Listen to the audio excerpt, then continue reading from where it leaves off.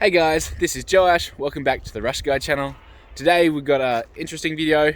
It's a news report that they put out about our family. It's in Russian, so for the English speakers, I'll put English subtitles in. If you can't find them, they're in the settings below. And I hope you guys enjoy. Нашего следующего сюжета тоже вдохновились алтайскими красотами и экологией, настолько, что решили переехать из теплой Австралии в сибирскую глубинку. Но планам помешала пандемия и изменившиеся российские законы, из-за которых семья австралийских фермеров в ближайшие пару месяцев должна будет покинуть Россию, чего они делать категорически не хотят. Возможно, их проблему все же решат на самом высоком уровне. Уважаемый Владимир Владимирович, прошу вашей помощи. Мы, как семья, уже 4 года пытаемся переехать в Россию. Пожалуйста, помогите с этим делом. С глубоким уважением к вам. Обращение к президенту Путину – последняя надежда для Сабрины и ее родных остаться в России. Впервые в Сибирь семья австралийских фермеров приехала 10 лет назад. В Новосибирске помогали друзьям строить жилье. 2 года назад вернулись целенаправленно изучать русский язык. Говорят, влюбились окончательно и бесповоротно. Решили продать ферму в Австралии, чтобы построить свою здесь. Мы думали, в любом случае начинать в Новосибирске. Но когда мы ездили на Алтай, мы полюбили Алтай, и мы решили именно туда. Прежде чем переехать сюда, мы все продали, все наши вещи. Мы забрали с собой только то, что было в чемодане. И мы можем использовать это средство, чтобы купить ферму на Алтай. Но планам помешала пандемия. Родители Сабрины уехали в Австралию, чтобы продать ферму, вернуться в Россию не могут до сих пор, закрыты границы. Но главная проблема – Сабрина, ее брат и сестра с зятем находились в Новосибирске по студенческой визе, изучая русский в местной языковой школе. Законы изменились. Теперь студенческая виза положена только тем, кто учится в университете. Рабочую визу получить нереально. Для этого нужно хорошо владеть русским, а это пока получилось только у Сабрины. С разрешением на временное проживание в России тоже опоздали. Квоты закончились. Если мы уедем,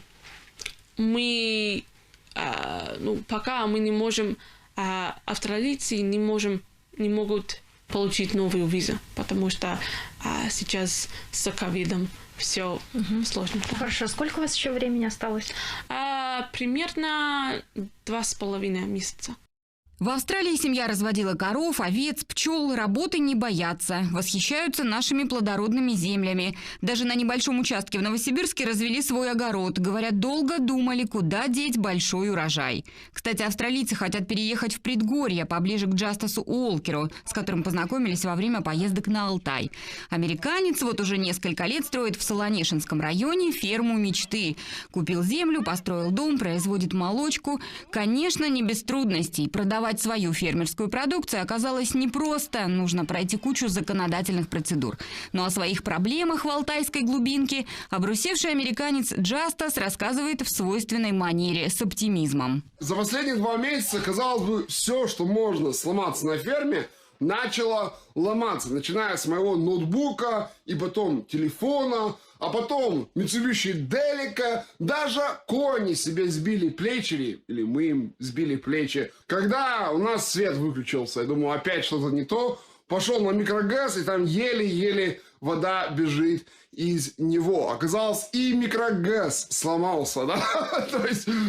Джастас обещал записать видео специально в поддержку застрявших в Новосибирске австралийцев, но приболел. Что удивительно, жителей солнечного континента трудности сибирской глубинки совсем не пугают.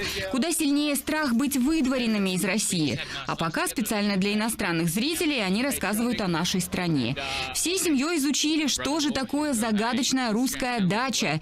Или вот подробный гид по рынку, где ребята удивляются сушеным грибам. А вот так выглядят российские дороги глазами австралийца Джорджа.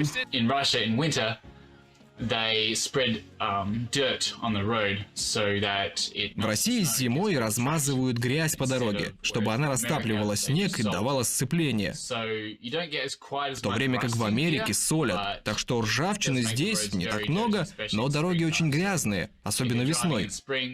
Так что если вы едете весной, нет смысла мыть вашу машину. В огромный восторг ребята приходят от снега, осваивая зимние виды спорта.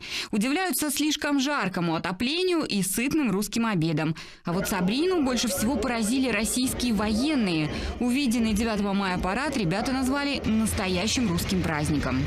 В Австралии, конечно, у нас есть армии, но никогда не видно. Но здесь почти каждая мужчина,